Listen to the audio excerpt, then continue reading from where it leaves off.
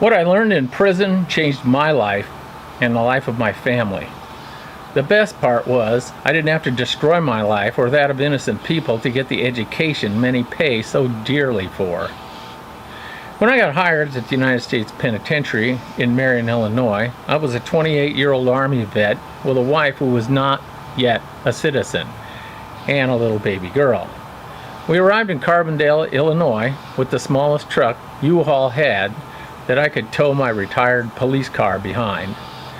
We had $1,000 in cash. That was it. It was the winter of 1989 and 90 and one of the coldest in recent memory. It was so cold that I put the oil from the car in a pan on the stove and heated it to warm the engine enough to start it. That car was something. I painted it with 11 cans of spray paint and I bought at the dollar store. The head needed replacing, so I bought one at the junkyard and had it remanufactured at a machine shop. Then one weekend, I replaced the thing on the car. I had all the parts all over the driveway. It looked so bad that the old man from across the street came over and told me that when I needed help getting it back together, and I would, that he'd come over and give me a hand. I guess it was because I didn't look smart enough to get the job done. I suspected that he was right because I never did that kind of repair before. I took pictures of the job while I took it apart so that I know what it would look like when it was assembled. Somehow, I got it back together again. That was in spite of my then 2-year-old running off with some parts every now and then when I wasn't looking. I had one car and I needed it to get to work, so I had to buy the extra head and have it remanufactured while I used the defective one on the car. When I had the 2 days off, I switched them. I had to do it that way because it took so long for the machine shop to get the job done. If I was wealthy enough, I could have saved the cost of the other head, but I was too poor to own 2 cars, and being poor, of course, costs extra because, of all the lost opportunities due to the lack of resources.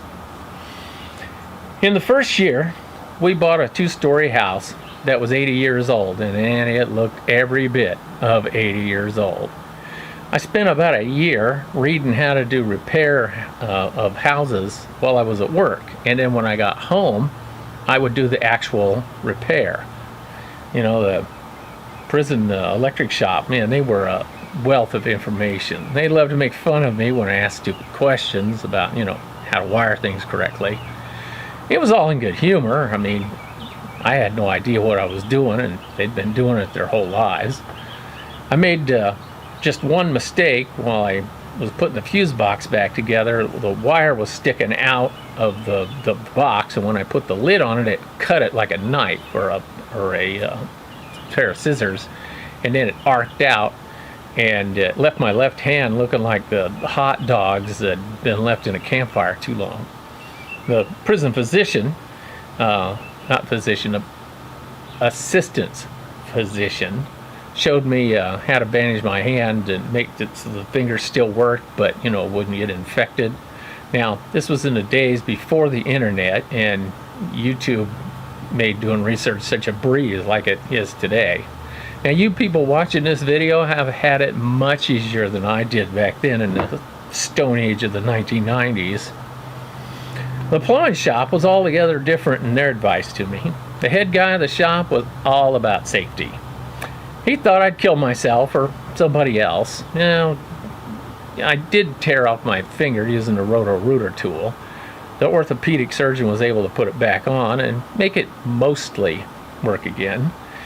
He said I did a remarkable job at physical therapy. It was my trigger finger, and I just couldn't see going through life without being able to shoot a gun again. My wife teased me that I worked so hard that, because this was the finger that I needed to make a living with.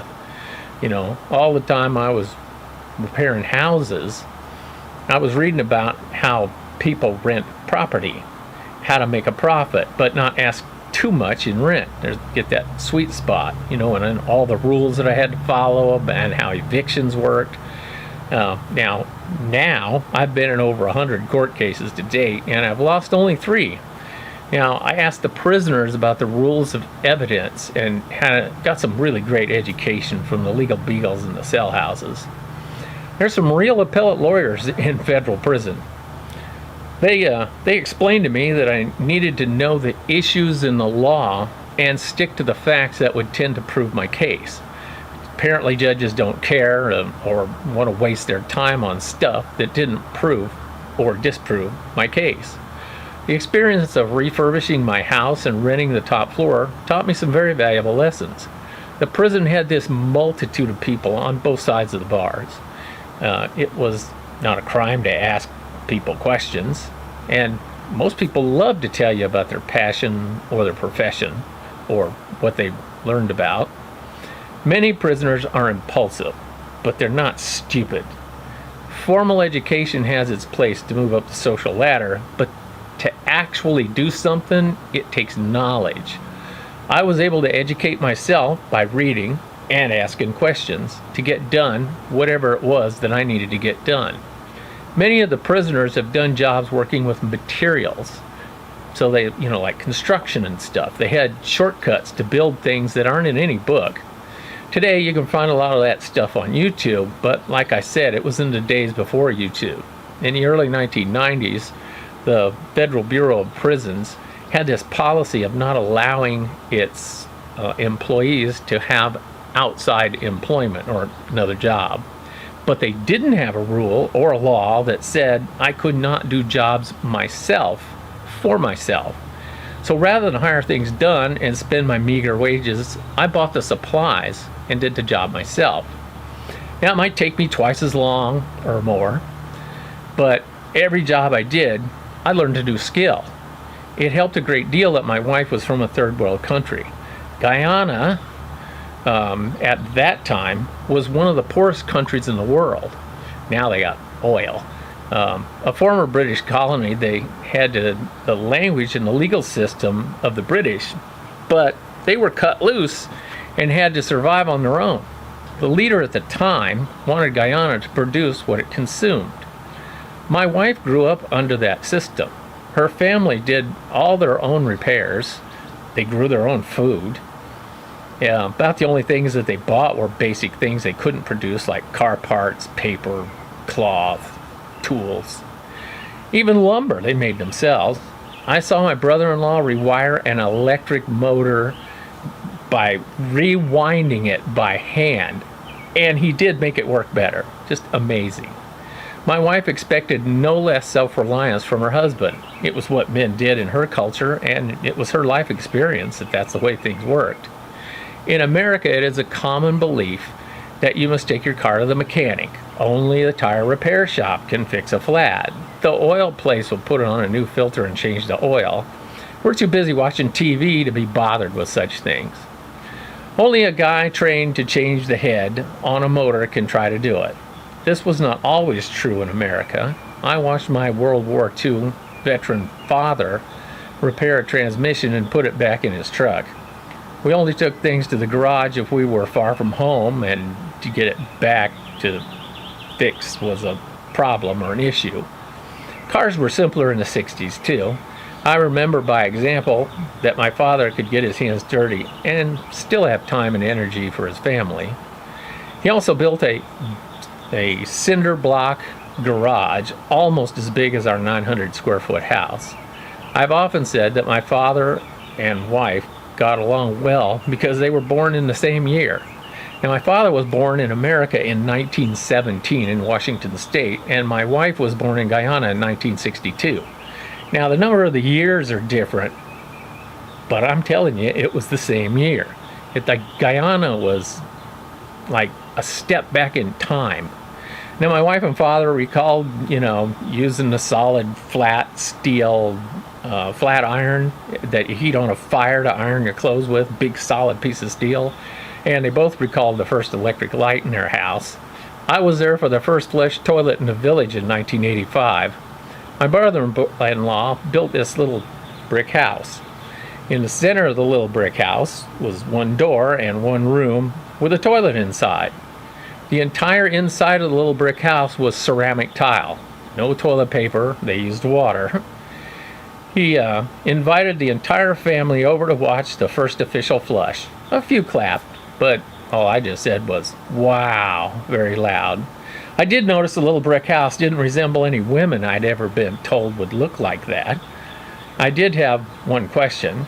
Why put the toilet inside this little house and build it when you lived inside of a house? You could have put it in there. Everyone got this big disgusted look on their face, and I was told that nobody wanted that inside their house. Do you know what they do in that little brick house?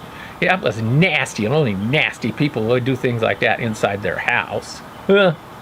My mistake.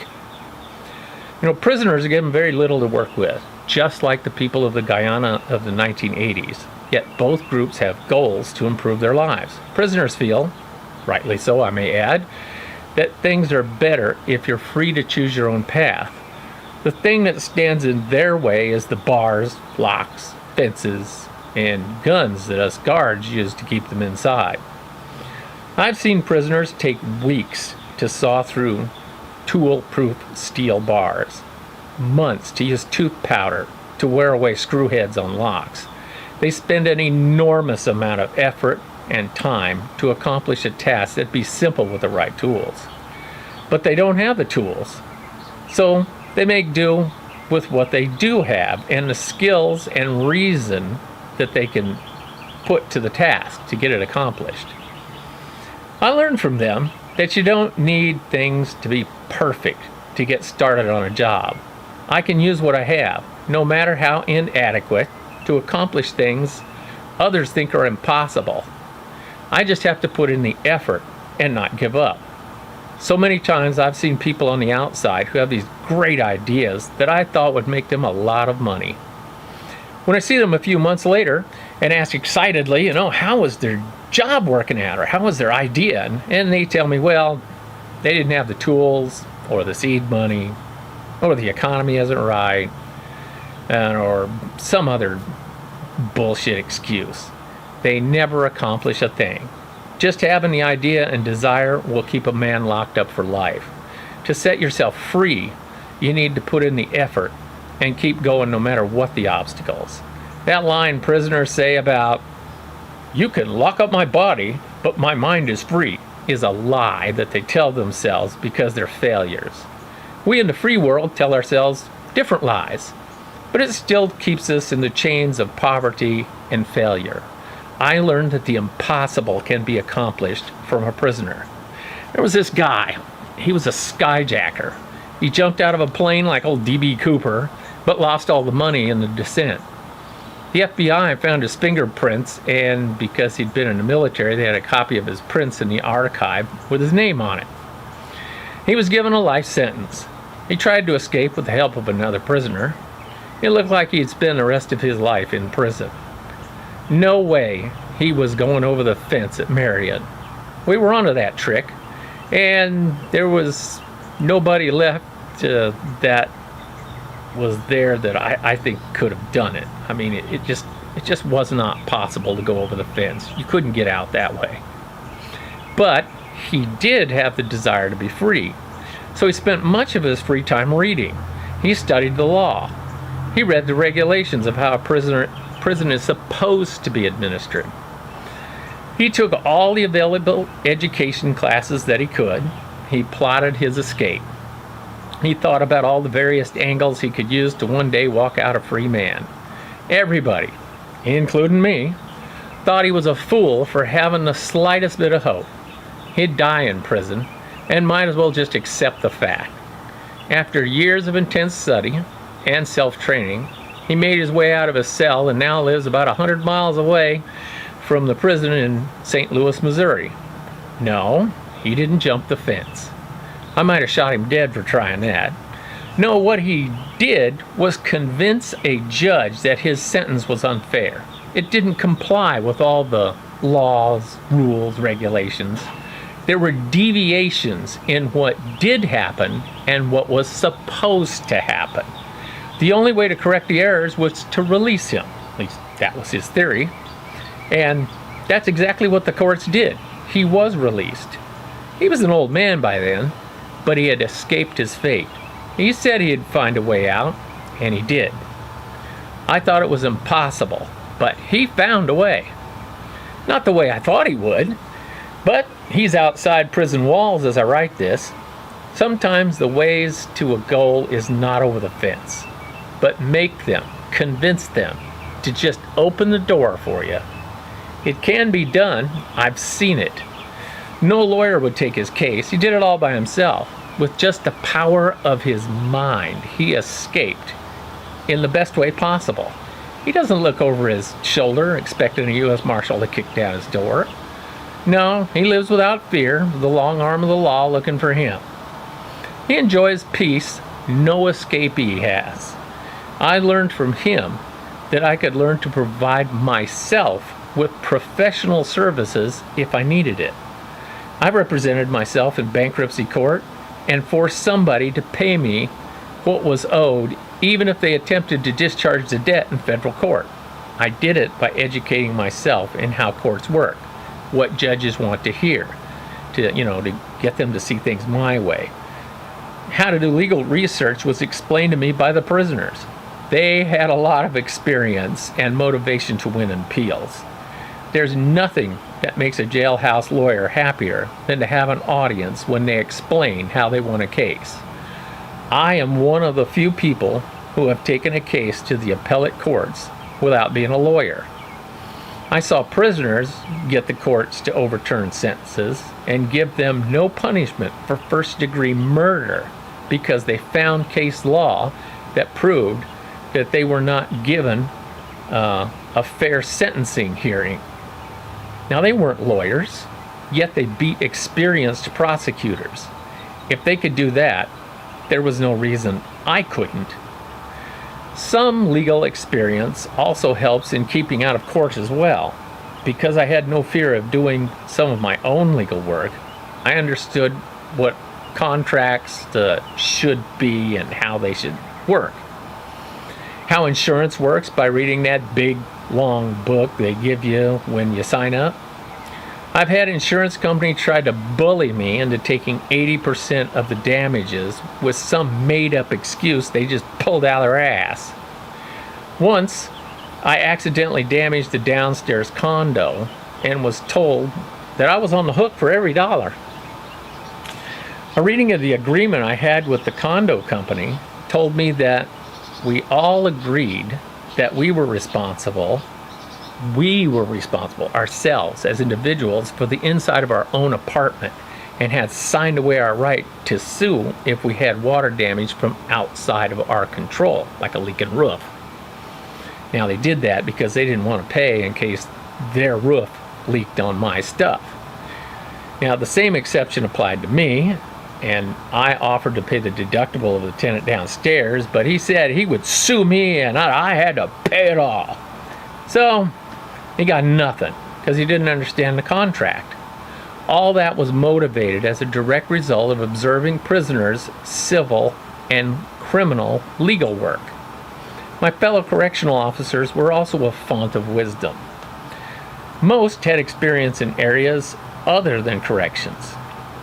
If I had a question about something, I'd just start asking my coworkers. Usually somebody had some experience in the thing I was having trouble with.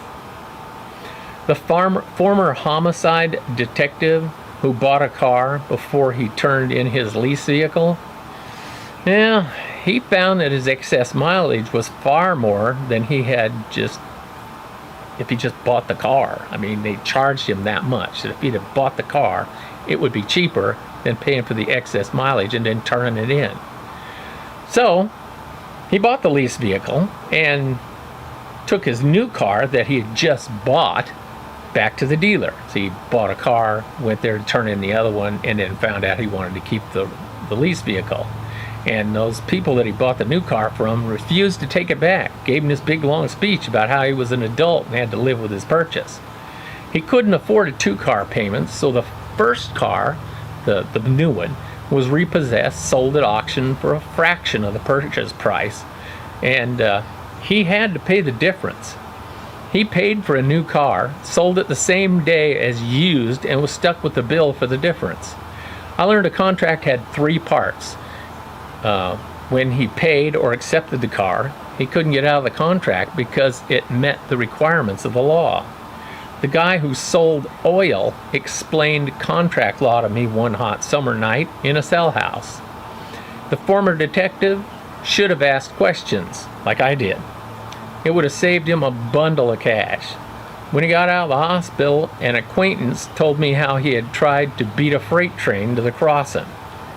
Running a yellow light is one thing, but a railroad crossing is unforgiving. Learning when to take a chance, when the gain is not worth the risk, was, pardon the pun, driven home by that guy's story. The old guard was bored one night. He started telling me a story about his uncle. I had nothing better to do for 2 hours, so I sat in a chair and let him prattle on. But the longer I listened, the more interested I was. He said how his uncle bought and sold things. He'd buy a car, clean it, perhaps touch up a spot or two, and sell it for $1,000 profit. He did the same thing with houses.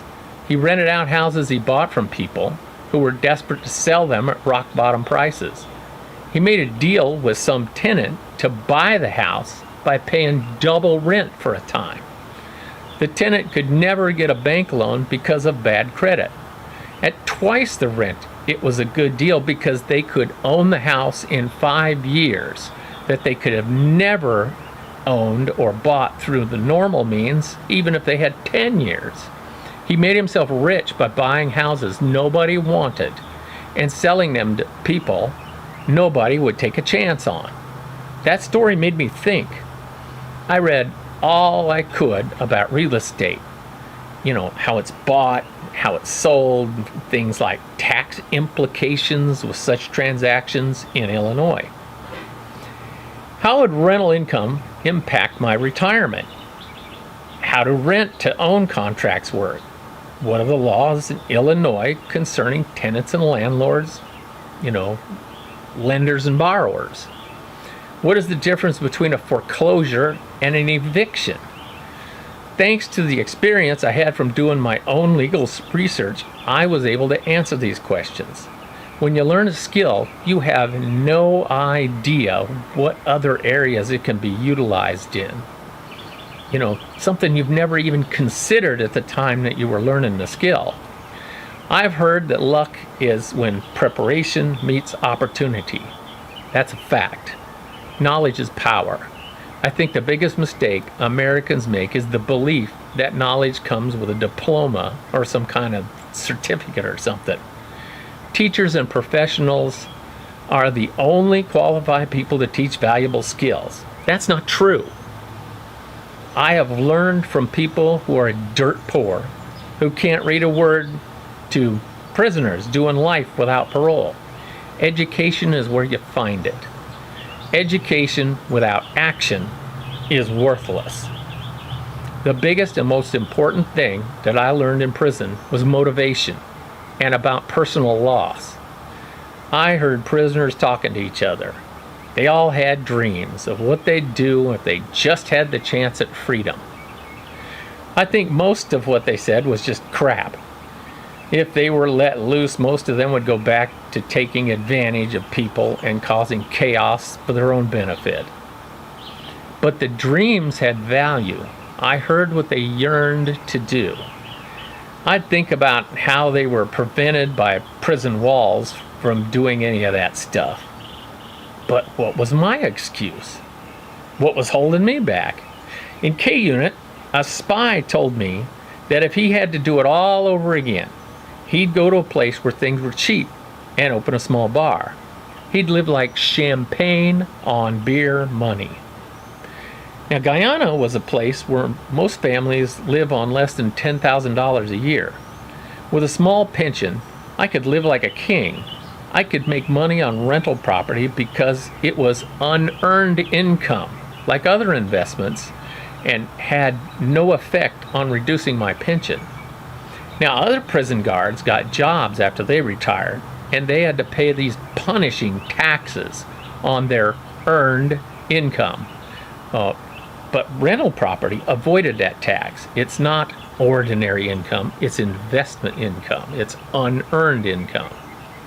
Now, arrogance is weakness. I've learned that in prison too. Don't be arrogant, because somebody will have to just take you down a peg. Now, I've heard people who went to the university explain to me or others about how they are too educated to do a particular job. They're too good to work, in other words. Same people have no respect for people who have experience without a piece of paper proclaiming their education. They'll not listen to or learn from prisoners because they are too far down on the social ladder to learn anything from. I tell you for a fact, I once had a broken video game. A 12-year-old kid told me what was wrong and how to fix it. He even gave me the address to buy the parts I needed for $1. His repair saved me $50. I gave him $5 for the tip. He was just happy to show off he knew something I didn't. Most people are like the kid. They'll teach strangers all kinds of things if the strangers have the good sense to listen. The skill is learning what actionable information is and what isn't. The prisoners who told me I could get rich by winning the lotto first, using the winnings to buy a vacant house lot in the Bronx, and dig a big hole in the lot and bury trash that the trash trucks collect, which would save them a lot of money. Screw the zoning laws of New York City or the odds of winning a lotto. I was assured it was a can't-lose strategy. Or the guy that told me to build a fire in my toilet and sit on it so the smoke and the heat would cure the urinary tract infection. No doctor or expensive medicine needed. Or the scary one that if a guy can't find a willing girl, just use your sister. She won't mind much. Another thing to watch out for is the saying, "Judge not, lest ye be judged." That's a load of crap. I wouldn't waste my scarce resources helping the undeserving or the stupid. Time and money and effort is limited. Don't waste it on people who don't appreciate it or can't use it to help themselves. I currently live a life far beyond my financial means. I don't mean I don't spend money that I don't have. What I mean is I live far beyond what the prison guards I worked with, because I live in a place that money that I do have goes 5 times farther. I get so much more bang for my buck here. I stole every idea from every source I was exposed to. I then recombined these ideas, added the skills and education, to make them work by learning it myself if I have to. Nothing I did is beyond the means or ability of the other prison guards I worked with. I chose to spend my time doing things other than thinking about sports and watching mind-numbing TV shows. I am no genius by far, but a man of just ordinary intelligence. My parents were a factory worker and a homemaker. But the difference is that I didn't waste the time I had in prison. I kept my ears open, observed what worked and what didn't. I tried to understand what I didn't understand, and then get an education in the areas I was weak in. It makes me think about the guy after 25 years at the prison realized that the contribution to his retirement fund was not automatic like he thought. He had to ask them to put money in his account, and what he wanted it was invested in. He lost about a third of his retirement while he studied sports. He can tell you who won the last 20 Super Bowls, but had no idea how he could afford to retire. Now, the short answer was he didn't. He had to get another job, and he had to pay a lot in extra tax. And the reason is it wasn't investment income, it was ordinary income or earned income. And in our retirement system for the feds, that means you got to pay your regular tax plus 50% of everything over $16,000. So his retirement is far less than what it should have been. Now, finally, I'll tell you about a former prisoner that visited me at my business in the immediate area of the prison.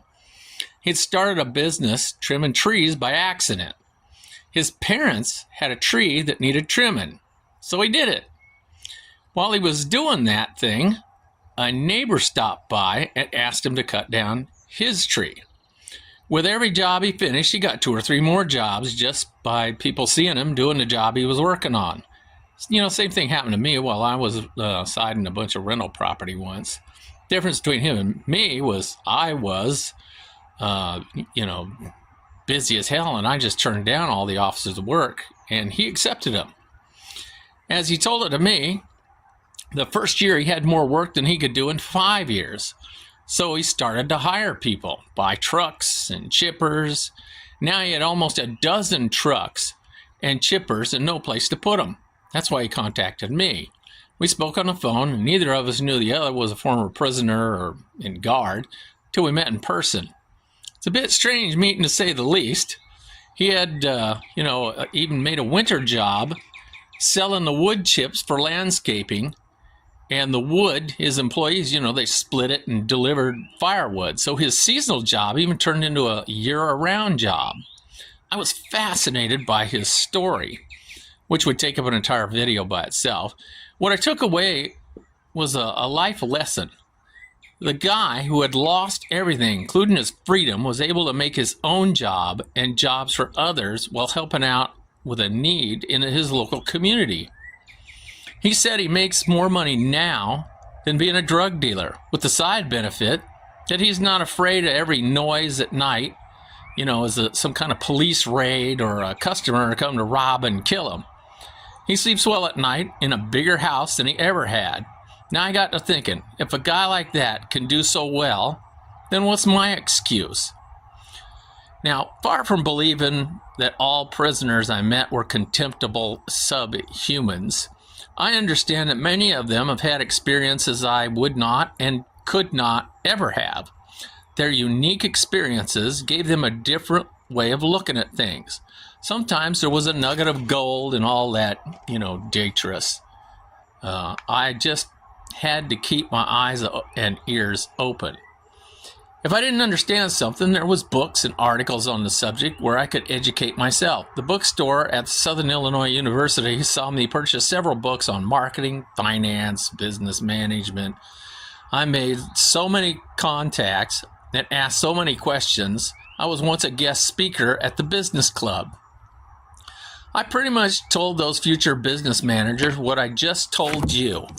Many people who are overlooked have very good insight into what makes a great business. Don't ignore them because they don't have a fancy degree or they are currently in a low spot in life. And don't make excuses as to why you are unsuccessful. If they can make it, you can make it.